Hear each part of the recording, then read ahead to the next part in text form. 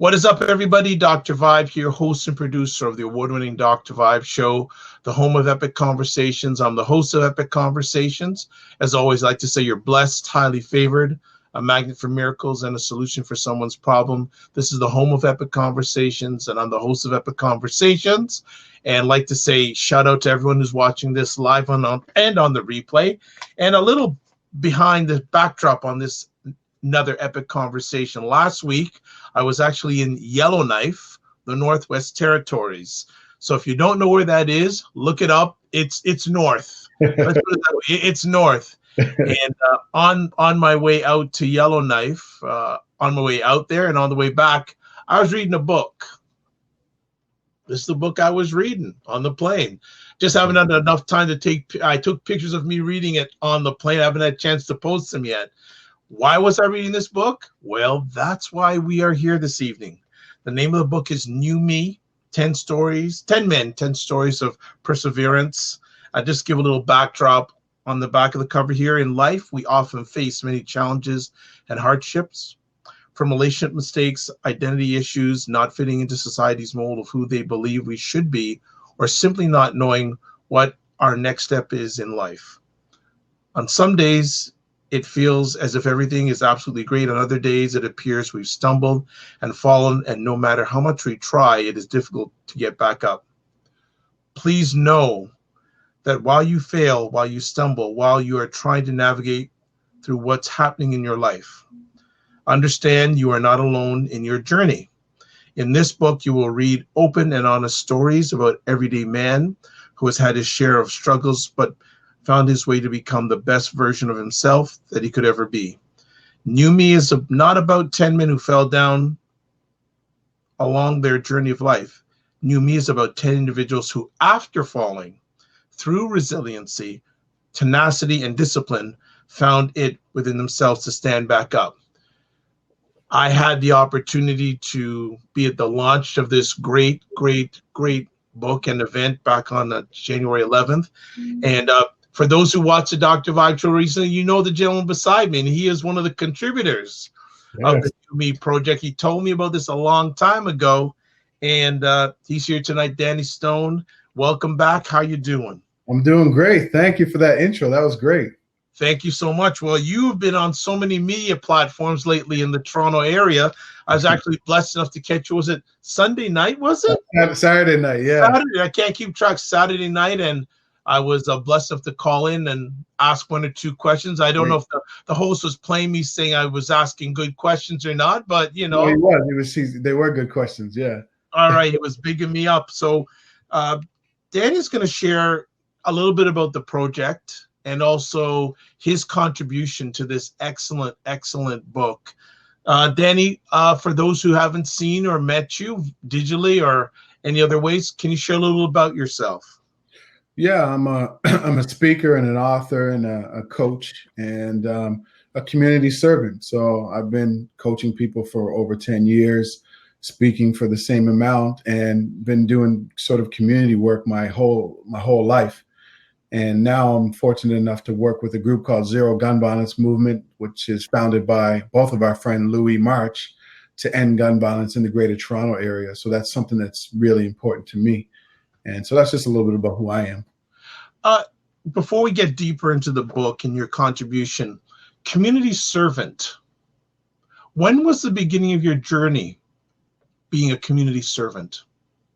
At 14 years old. How did that manifest? So I was always, sort of trying to do things in my community, even at 11, 12, 13. But I remember my first paycheck I ever got was from Parks and Recreation. I was 14 years old. I was legitimately able to work. And I was teaching 4 and 5 years olds how to play basketball. And so I was teaching them how to play basketball and doing a little bit of mentorship. And that was, I say, my very first sort of community serving act. And I used to do a lot outside of basketball. I was always, working with younger kids through the Boys and Girls Club and so on. Nice. you've shared a little bit about your background from the Halifax, Nova Scotia area before, but if you can just give high level for those who haven't heard that part of your journey, can you give a little sharing with it on us? Yeah, I mean, I grew up in Dartmouth, Nova Scotia, which is east of Toronto. It's a smaller city in the eastern coast of Canada, and it's a beautiful place, but just like many other cities, has some challenging areas. And so I grew up in one of those challenging areas in a neighborhood in a city called Dartmouth, but it was nicknamed Darkside. And yeah, it was called Darkside, and my neighborhood was called Jelly Bean Square because all the houses in my low income community housing project was different colors, so they call it Jelly Bean Square. Okay. It's a funny name, but if you weren't from there, you didn't go there. Wow. The place it was. Like, you definitely would not go there, walk through there. You couldn't, because you weren't from there. So it was a lot of drugs and crime and those kinds of things that happened. Wow. Just shouting out here, a fellow Canuck, Luke, and he says, I get my undies from Truro, Stanfields. Truro in the house. All right. Okay. So let's get into New Me. What was your first... Oh, Jeff Martin is the driving force behind the project, and obviously you and Jeff knew each other before this project, or did you not? Did you know each other before this project? I met Jeff through his podcast, Brothers from the Six, where he highlights and showcases different Black men in the Toronto area doing great work. So he had me on his podcast, and that was the first time I met him. Good. And when he approached you about this project, what was your first reaction? My first reaction was, yeah, like, what is it all about? Jeff and I had a good vibe. So one thing about me is when I see people who are out here trying to make a difference, and the mission is bigger than themselves, the mission is bigger than their ego, the mission is bigger than them wanting the glory, then I'm all for it. And so Jeff and I kind of were on the same frequency when it came to what we were trying to create in the world, and really kind of helping boys and men and just help people move forward. So when he mentioned the book to me, I thought, wow, man, this is a great idea. He thought 10 of us come together and write this book. We each write a chapter about a different challenge that we've overcome and the lessons that we've learned. And I was on board right away. Nice. Did he basically say to you, write whatever you want, or did he have a lens that he wanted your contribution to be part of? No, I mean, we all kind of got together and we kind of brainstormed, and it was really just about write something that has really impacted your life in a major way. So what is a major challenge that you've had that either you are currently trying to overcome or that you've overcome? And then what did you learn during that whole process? And who did you become going through that and after that? And so we all just kind of looked at our life, and each one of us just chose one thing that we were comfortable writing about. You had written a book before this contribution, and was it easier to do this? Yep, there we go. Yeah, the key's not driving. Exactly. If you want to hear about that, go to some of the previous conversations that myself and Danny have had, and you'll find out more about that. And also, it is available on his website and also on Amazon. Because as I see that you had a number of pages, not as big as your first book. Was it easier or more difficult to do this than your first book? It was easier to do this than the first book. But the thing is, like, you had to, and all of us writing this book, we all had to be open and honest with ourselves. And to be a man, to be vulnerable, to put your story out there for the world to see is challenging. And it's uneasy for a lot of us. So, a lot of us had to decide which story did we want to tell. Some of us had to be cognizant of the fact that other people were involved in our story, whether it's friends and family members, and how they may react to us speaking our truth. But for me, It was way more difficult to write the first book than it was to write this chapter. Tell us a little bit about Monica Stone, your wonderful grandmother. Well, my grandmother was this tiny Jamaican lady. She was like 5'4", and she was a powerhouse. Her and my grandfather moved to Canada in the 1960s. And, you know, at that time, a lot of Jamaicans were going to England, New York, and then Toronto. But they didn't move to Toronto. They moved to the east coast of Canada. And at the time, there was about maybe 5 or 6 families that came from Jamaica together. And, you know, they were the only Jamaicans in Nova Scotia, really, at that time. And so my grandmother, you know, she grew up just really feisty her whole life. And but she was the type of person that had the biggest heart. She was so involved in the church and in community service. She's the type of person that if you were sick, she'd take you soup. If she was driving elderly people to their doctor's appointments, like she was always doing something. And but she was the type of person, if she saw any type of injustice, she would step up and say something. And I always kind of remember that even when I was a child, like we'd be at a store and something happened, or she would always just step up and just say something. And I kind of always remember that. You start off your chapter with a quote from her that I've heard you share many times before. The quote is, "Show me your friends and I'll tell you who you are." When did you understand the significance of that quote when she first told you that, or did that take some time? And when it did hit you, when did it hit you, the power of that quote? I never understood. She used to say all kinds of things. You know, grandparents and parents, yeah. Dropping on you, they keep walking, they don't break stride. And I always used to ask her, she used to say so many things. And that was the thing that she used to say to me the most. And I would always ask her, what does it mean? And she would just laugh and say, one day you'll find out. And she would never tell me what it is. And it took me many, many years. And I really found out what it meant when I was 18 years old. You know, growing up in low income housing, sometimes you go down the wrong path. And I happened to go down the wrong path. I was hanging out with the wrong people and just doing a lot of, you know, the wrong things. And because I used to get bullied and picked on, I just hold on a second. When you're a big guy, that's what people say. But there's a lot of, I don't know if you know, but there's a lot of big guys that in a lot of communities too. Yes, bigger guys, stronger guys that have nothing to live for. So, yeah, I might have been one of the tallest ones, you know, in my circle, but that meant nothing when you're living in a neighborhood where, you know, bullying is taken to the next level, and any reason to ridicule or laugh at you, you know, people will do it. And so that's kind of what happened to me. I just got tired of getting bullied and, you know, fighting back, because, you know, I used to get in fights and just get beat up sometimes. And so I just started becoming a follower. Right. I started hanging out with the wrong people, doing the wrong things. A lot of my friends were in and out of jail by the time we were 16, 17. That time I had already lost a few friends to gun violence. Wow.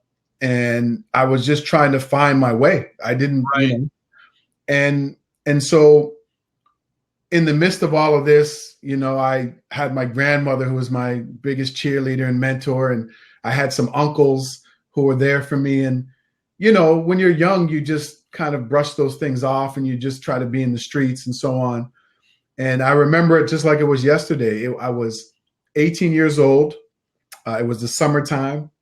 I was sitting outside in the parking lot with about 7 or 8 of my friends, and we were drinking, and some of them were selling drugs over there.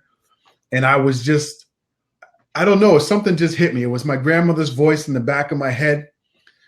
And I just realized that I had to say something at that particular time.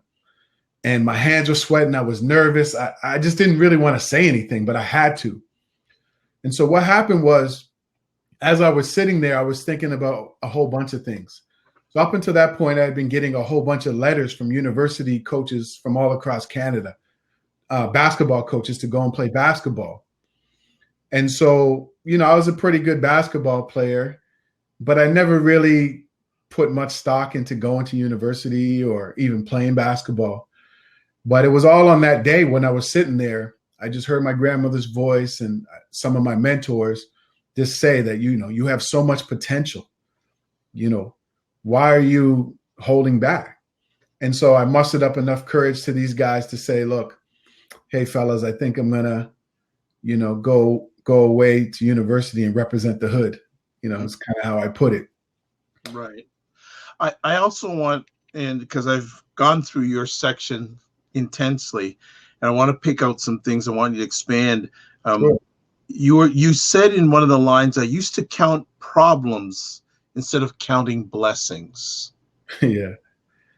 I mean, when you think that you're poor, and I realized that I wasn't later on. I just realized that, we were a little struggling a little bit. But when you think that you're poor, when you grow up in a neighborhood where people don't have goals and dreams other than to make money illegally, then you're constantly looking at the things that you don't have.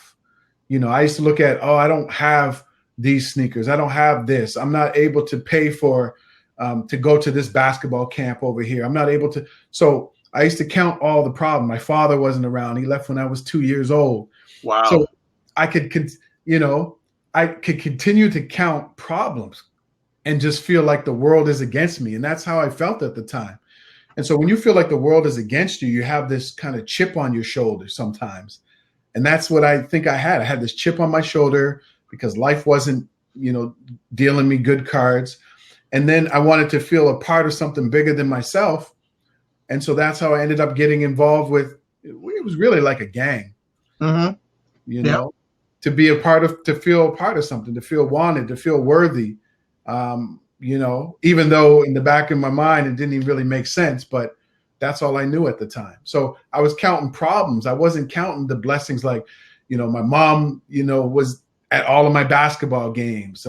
I had mentors. My grandmother was there. They had a house. I used to go to my grandparents' house and learn how to cook. My grandmother would go out in the garden and I'd come back. And so I was counting all the problems, but I wasn't realizing the blessings that I had. Right. Good stuff. I wanted to, how important was family for you, especially at a young age? Oh, family was everything. I mean, what's interesting about my house growing up is that my house was the meeting point. All of my mom's friends used to come, all of my friends, all of my brothers and sisters' friends. And every other weekend, there was always family and friends around. So family was really, really important, and it still is. And we're a very close family. We're the type of family that even though we never had much, we were always trying to help others. Mm-hmm. And I think that's still true to this day. We're always trying to help other people. So we're a very close family. Nice. Very, very nice. We chat a lot offline, and while I was reading this on the plane, I wish you were right beside me in the plane. So talk to me about this. Talk to me about this. I want to know about this. So, it was so good. And I wanted to know, Danny, how this book, not only your section, but collaborating with other Black men, has impacted your life. It's really been sort of this positive energy that's coming from working on this book and knowing that I have 9 other brothers who are out there doing amazing work already. So for me, it was so many things. For me, it was almost like somewhat of a validation of the work that I've been doing, that I've been asked to be a part of this amazing project. And that, Jeff believed in me and the other men believed in me to do my part and pull my weight. But it's also knowing that I'm a part of something bigger than myself. It's not just about a book, it's about a movement. Yeah. And so what happened is when we started to write the book to help boys and men break through barriers and step into their greatness, at some point we realized, no, a book's not enough. It has to be more. Mhm. And that's when we decided to start a movement. And then the book and the speaking tour would be the first phase. And so being a part of all of that, I just realized that, the things that I've been doing my whole life, which is really just trying to serve people and help people to see things differently and to move through their fears and challenges, just kind of got amplified once I kind of became a part of this project. And so it's done so many things for me in terms of me personally, and then the media attention and that we've gotten, and the feedback from people who've already read the book. It's unbelievable. I mean, we're getting heartfelt messages from people that are just in tears because they can see themselves in the book, or they can see a family member in the book, or that's their story, or maybe they're going through things right now and the book is helping them. We've gotten so many messages from friends, family, strangers who've read the book, who are just, amazed at how we were able to articulate ourselves and our stories in this book. What you do a lot of great work with Elder Louis Marsh in regard to zero gun violence in the Toronto area. And I look at it, how much of what you share do you encounter with the people that you're serving, especially the youth that you're serving? A lot. Nothing, I shouldn't say nothing has changed, but I see a lot of similarities from my story to a lot of young men and young boys that we're working with. There's just a big sense of loss and feeling unworthy and not loved. And if you don't love yourself and you don't think that you're worth anything, it's nothing for you to go out and commit a crime or pick up a gun or, shoot somebody. And I see a lot of similarities from when I was growing up and some of the things that I was feeling and experiencing to some of the young boys that I'm dealing with now experiencing. So I'm seeing a lot of similarities and a lot of similar challenges.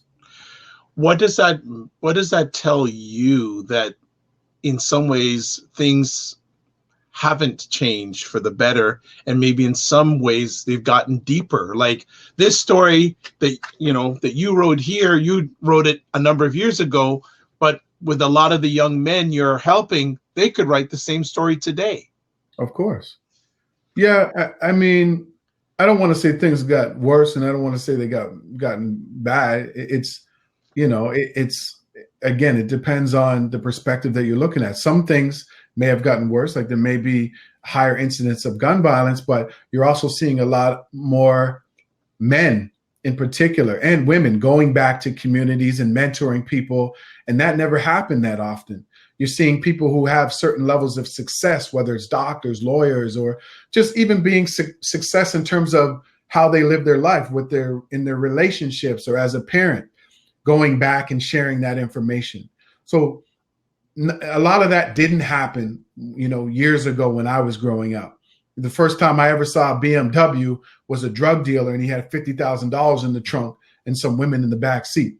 So, now you can see, again, if I were to see that, you can see successful people. You can see people who've coming back, sharing life lessons with people. And that never happened that much, not in my community anyway, when I was growing up.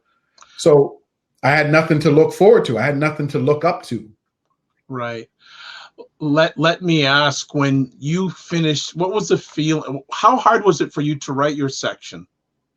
It was hard because I didn't know which I was trying to think of a story, because when I write, it's not about me. It's about me using my story as an example. See, a lot of people write books and they want it to be about them. Oh, here's my memoir. Well, no one knows you. Nobody cares about your story. What they care about is the lessons that you've learned from your story. And so for me, I was just trying to figure out, because I have a couple of, somewhat challenging stories and interesting stories that I could have told. So I was just trying to figure out which one to kind of tell. And then once I decided on that, I just started writing, and just figured out how the story kind of unfolded. I didn't go into it with a preconceived. I just started writing and seeing where it led me. And then I went back and kind of relived that experience, put myself back in that time, What was I thinking at that time? What was I doing? And how did I get out of that? And who am I now? And then that's how it kind of all came together. Nice. I want to cycle back to, I believe it was January 11th. Take us through that day. And that was the day that they did for those who weren't there and those who are watching around the world, their book launch. Give us a capsule of that day, because I found it quite amazing. But just what are your memories of that day? The day moved fast. The day moved really fast. So January 11th was our book launch event. New Me was our book launch. And so it was just a blur. We got there early. The venue was really nice. It's set up. The venue is set up for actually like plays and speaking and so on. It holds about 400 people. We almost had that much there. But I think as we were easing into the day, we just really wanted to all take it in. I know for me, I just wanted to take in the experience. I had family members there. I had friends like yourself there. All of these people were here to hear us speak and to support us. And so along the way, there were so many things happening. There was media there. The mayor came. There was just so many things happening that it just went by really quickly. And at certain points, I would just stop and just take it in, whether it was listening to one of my other fellow brothers speaking, or looking out into the audience, seeing, my wife or my mom. So I would just try to get little micro. Hold on, your mom was there that night? Yes, my mother was. Yeah, I think I got introduced to her. I believe that. Yeah, she was your dear wife, right? Yeah, that's right. Okay, yes. Okay, sorry, go ahead. No, so then it was just trying to steal all of these moments. And before we got started, what we did do as a group is we all got together and we just said a quick prayer and just said thanks for bringing this all together, because this had been 3 years in the making. How long? 3 years in the making to write this book. And, a lot has happened along the way, a lot of behind the scenes things that can stay behind the scenes. But think about, it's hard enough to get 10 men to get together to go across the street to get something to eat. You know what I'm saying? So you can imagine, to write a book is a tremendous amount of effort. And again, one of the fellows, Dr. Joseph, is working down in the States. So, he only came to Toronto, flew to Canada once in a while. And then even the fellows that were here, we're all so busy. Like, we're all doing so many things. So for us to get together, it was challenging, but we realized that the mission is so much bigger than, the things that, the little things reasons that we couldn't get together. And I think you've already answered this by what you just shared was, but what kept it going? 'Cause that's 3 years, man. Yeah. Like that, like 3 years, 10 men, processes, edits, writing. Obviously, people didn't finish all at the same time. So, go ahead. Well, what kept it is, I think, a few of the brothers, especially like Jeff and, myself and a couple of other brothers, we just really understood the importance of this book. Like, one of the things about me is that when I'm on a mission, whether it's working to end gun violence or getting this movement started, or some of the work that I'm doing with boys and men, on my own, the mission is bigger than people's feelings. The mission is bigger than excuses. The mission is just bigger than everything that we have to do. Right. And so we had to constantly remind each other that, okay, yeah, we understand that other things are going on, but this book can change lives, like literally change lives. It can save lives. There might be a boy or a man out there, unfortunately, who might be in a dire situation, who might be willing to take their life or someone else's life. This book could stop that. And so we had to continue to remember, like, this is bigger than the little things that we have going on. This book can save lives and change lives and help men and boys to break through the challenges that they have right now, the barriers that they're facing. And so that's what kind of kept us going. That's really what it was for me anyway. What did you do when you got your first copy? I just I was one of the first people to get the sample copy, and I just kind of held it in my hands and just kind of took a moment to be like, wow, like we actually did this. And then I went through and just started reading the stories over again because it had been some time, and just really took it all in and just said, wow, we did it. You know, this is a big deal. I know I'll probably ask this of Jeff, but I'll also ask this of you. How did the title come about, New Me? Well, we kicked around lots of titles. So, like, the titles just started getting kicked around, and then we came up with all these different things, and we were like, okay, it should be about becoming a new version of yourself. And then it was like, yeah. And then so Jeff came up with this thing, New Me, and then we were all trying to figure out, okay, what does it mean? So New Me, KNEW. Yes. And then NEW. So KNEW, Jeff kind of explains it better than I do, but there's a Bible verse where it says something like, while you were in the womb, or before you were in the womb, I knew you. Yes. And I think it's Isaiah 1:5. I can't remember. And so it came from that. And then, knowing that our Creator knows who we are, even when we don't know ourselves. And then the other new NEW is about becoming a new version of yourself, right? About this new awakening and this new understanding of who you are as a boy and as a man. And so those are the double meanings of the book. KNEW, New Me, and then NEW, a new version of yourself. Yeah, I love that. I love the double, the new. I think quite creative. Well done. Yeah. Well done. Yeah. Well done. Who, after yourself, who was the first person you shared the book with? I shared it with my wife. As soon as I got the copy, I told her I had it, and she just, she looked at it, she skimmed through it, and she was just amazed that we were able to get it done. And being my wife, she pumped me up a little bit. Yeah, of course you had to be. You should, of course, you deserve to be a part of the project and all that. But I think she saw the 3 years and the hard work that went into this. It's not just about writing a book. It's not just about coming up with getting the book. It's everything else that goes around it. Like, we have to meet. We have to get on the same page. We have to understand that this is the first phase in the mission. So what's the next phase, and who's committed to the next phase? There's so many things that had to happen along the way that, and she knew. And so for us to get this done, it was such a big accomplishment. I don't know, just to write a book on your own is a big accomplishment, but to write it with 10 men, to write a book and to get it out, it's a big deal. So we both just kind of took it in, and I was just happy that she was there for the journey. Nice.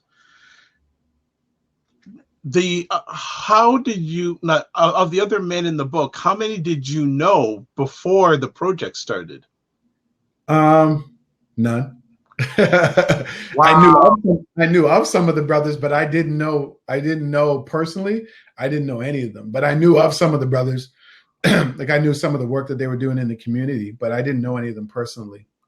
So how has this made you grow relationally? Because you started this and you didn't know any of these gentlemen. What has this done for your relation, for lack of a word, especially relation with other Black men?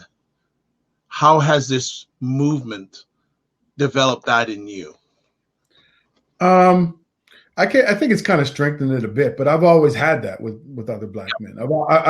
I grew up. I'm a person who's always been supportive of other Black men. I don't find myself hating on somebody else's success or anything. So I grew up supporting people. I've always been that way. So for me, I think it kind of strengthened what was already there. I'm always for seeing people win. Black men, white men, anybody. I'm all for it, but especially Black men. And so this book just kind of really, for me, it's more about a brotherhood. It's more about, we've done something that rarely anybody has done. And it's already starting to change lives and make an impact. So for me to be with 9 other brothers who were already doing amazing work, and now we came together to do this project together, and we have all these conversations, and now it's like it's really strengthened our bond, and we just constantly support each other in the work that we're doing, and we show up when we can, and so that's what it is for me. You've mentioned the term change lives in regards to the movement. Can you share 1 or 2 change life movements that the New Me book has impacted you or others already? Yeah, I got a message from a mother of a young boy, and they got the book, and she said he doesn't read, like he didn't want to read the book. And then he turned the book over and looked at the back cover and saw all the black men on the book. He started reading the book. Nice. So she said that he had been in and out of trouble for a while. He was struggling in school, and she just thought getting this book would help. And she said he picked up the book and just started reading and underlining and making notes. And at the end of, I don't think he read the whole thing, but after reading a few chapters, she came to him and just said, I know I need to change. And she kind of was like, what? He goes, yeah, I can see that I'm not living the way that I'm supposed to live. And he apologized to his mom. And yeah, it was, and she started crying. And so she said this message just saying, like, I never knew a book could have this type of impact. And wow. I think I got to share that with the fellows. That just came through like a day or 2 days ago. Nice. Yeah. That's fantastic. I want to give a shout out to Alex, the CEO of Get Vocal, who's jumped in. Long time no chat, Alex. Thanks for stopping by. What is the next step for the movement? Well, the next step is to go on a book tour. So we're hoping to hit a couple more cities here in Canada. So it's a book and speaking tour. And so we have some Black History Month speaking engagements booked here in the Greater Toronto area. And we're hoping to make our way across Canada, and then maybe hopefully eventually down throughout the US. So that would be kind of the first phase. And then the next phase is we're going to be creating some online programs for boys and for men. And it's all about empowering boys and men to kind of step into their greatness, to really figure out who they are and let them know it's okay to be vulnerable, because being vulnerable is strength. And so we're going to be working on 2 different programs moving forward. And then we'll continue on with our online community on Facebook. But we have some other things coming, but those are going to be phase 1 and phase 2 right now. I don't want to take away too much of what you wrote, because I want people to buy it and read it. I'm going to only steal at the end. Let me just tell people, at each gentleman who writes, they have some principles at the end of each chapter. I'm not going to ask Danny to share all his principles because I want you to buy the book, but I'm going to ask him to share. And Danny, being a very good coach, dreams and goals are very important for his clients and also for him and his wonderful wife. So I'm going to ask him if he can just to expand on principle 3, which is be careful who you confide in about your dreams and goals. I think that's a big message in that. So Danny, if you could just expand on that, it'd be great. Yeah. So I've worked in the corporate world for many years, doing learning and development and so on. And then I've always had kind of coaching clients and stuff like that. And one of the things that I've seen is that people sometimes go out and they tell everybody what they're trying to do. They tell them about their goals and their dreams. And then what happens is the people that they think are going to be supportive sometimes aren't. And they shoot down their goals and dreams. Then that individual gets discouraged and then they don't take action.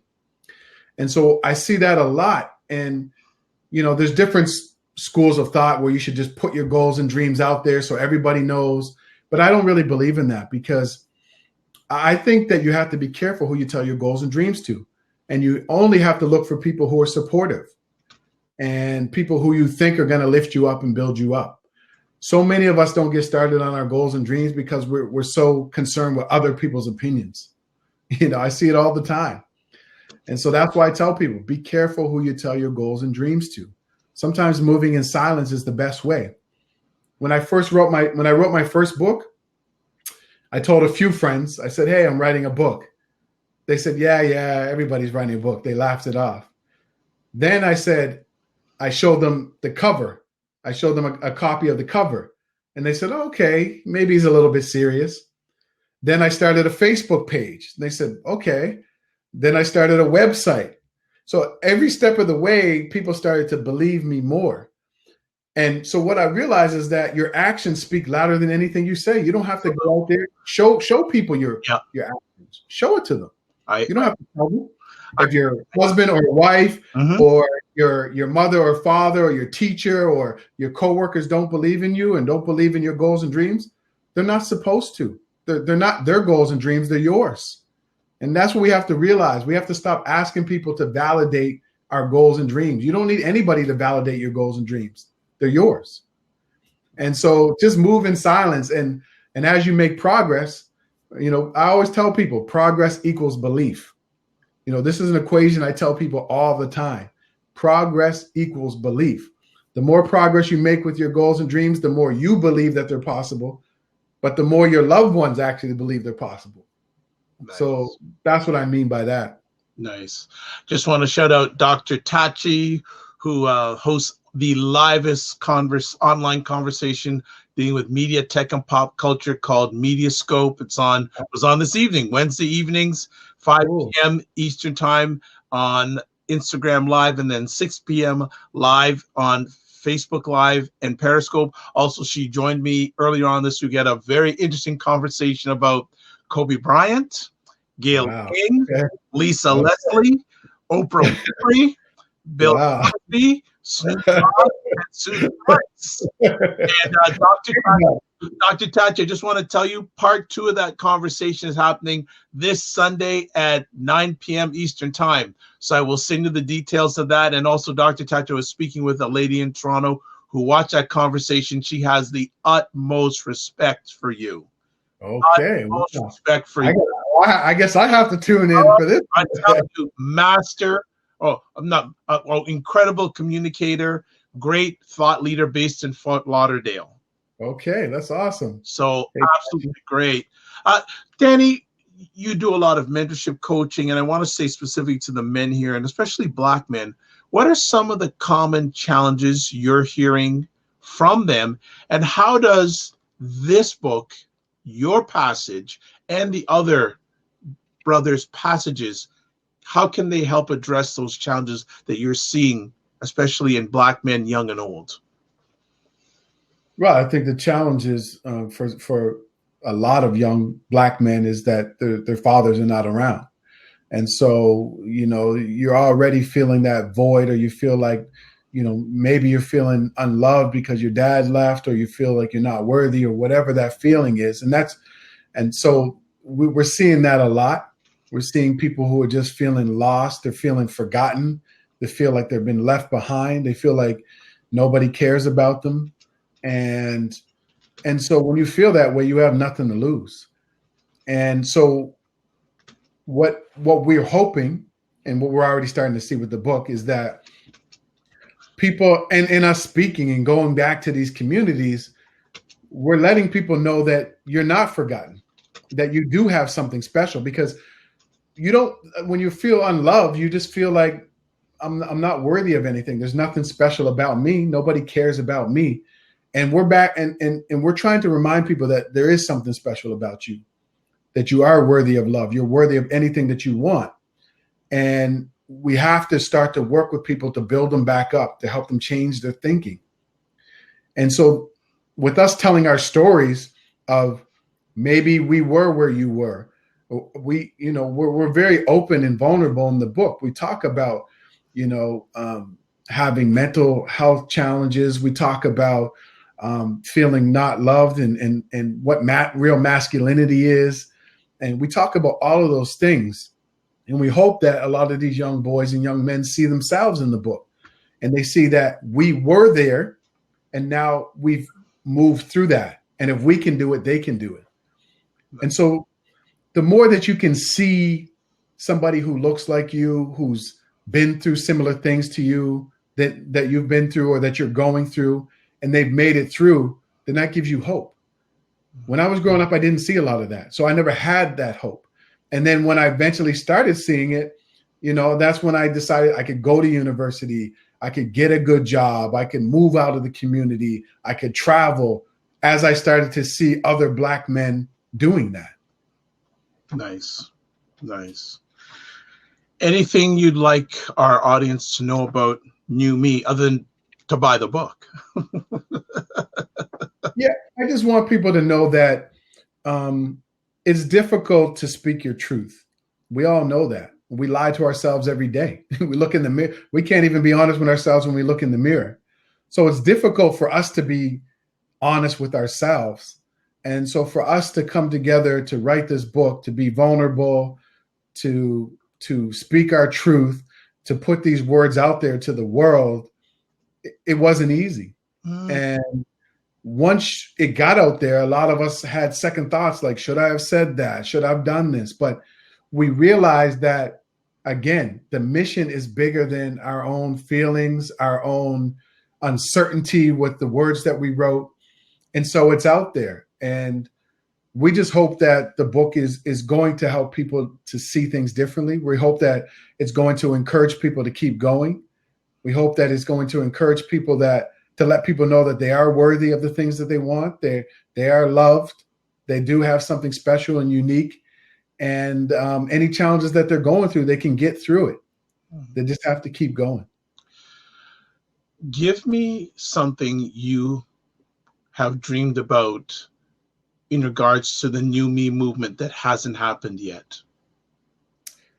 One of the things that I'm dreaming about is definitely a world tour, going on a world tour for the book. That's one of the things. I definitely would like to start with Canada, the US, and, across Africa and Europe.